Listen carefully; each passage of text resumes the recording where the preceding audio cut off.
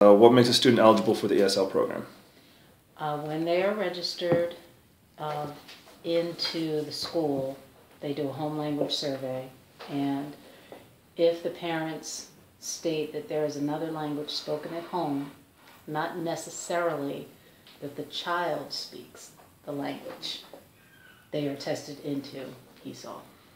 So if the parents are from a different country, but the student is born in America, he or she still qualifies for the ESL program. Correct. Even though the student will know perfect English. Yes. It might not even speak the natural tongue of the parents. Correct. Okay. And what does the WAPT stand for? Which is very interesting. It's WIDA, Assessment Placement Test. Okay. And you just go through a series of pictures, and you're asking the student, name everything that you can that's on this plate. And you see utensils, cookie, sandwich, milk. They can even say juice or drink as long as it's, reasonable.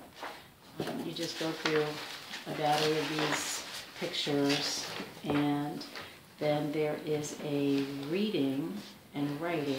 This would be speaking. You just want to hear them be able to speak. Speak English. Speak English, right. So you can't show them this picture and then they tell you whatever sandwich is in their home language. It has to be in English, because that will eventually determine which level they are in ESOL if they actually place in ESOL. Do you think that each teacher in the school should maybe not be qualified in ESL, but have some form of, training of ESL to be able to know how to work with the student in their own classroom? Definitely. A little better, I guess? Definitely. And there is professional development, but it is not enforced the way that professional development is enforced for the mainstream classroom teacher. Like, you have to know, or you have to go to the PDs for writing for the mainstream. And what's a PD? Professional development. So you have to go to these professional developments and learn the best practices.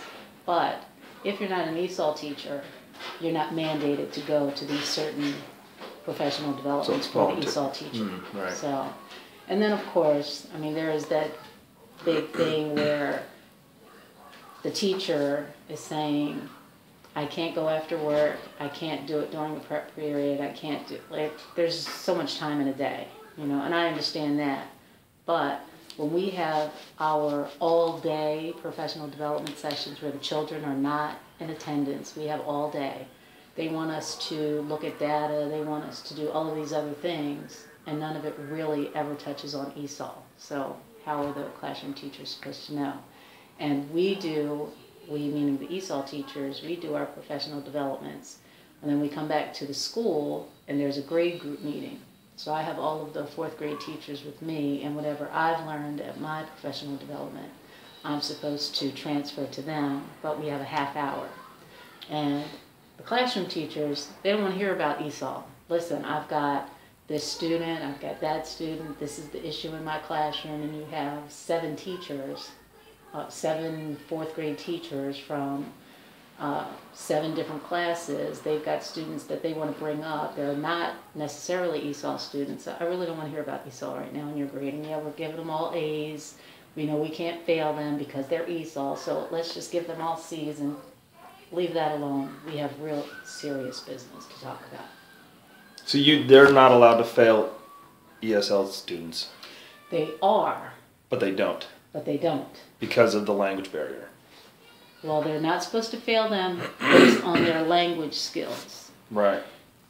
The classroom teacher, the mainstream classroom teacher, is supposed to be differentiating their instruction, modifying their instruction, so if Michael is a level 1 or Miguel is a level 1, you're teaching 5th grade math. If you are not adjusting your classroom instruction to meet these domains, these level 1 domains, You know that he can do these things. And you're trying to teach them up here at a level 5. You're doing a disservice to the student. Definitely he can't do this. This is what he can do. Right. So the teachers, they don't want to differentiate. They don't want to modify. It's too much problem, so they don't do it. So they just all give them C's. It's interesting.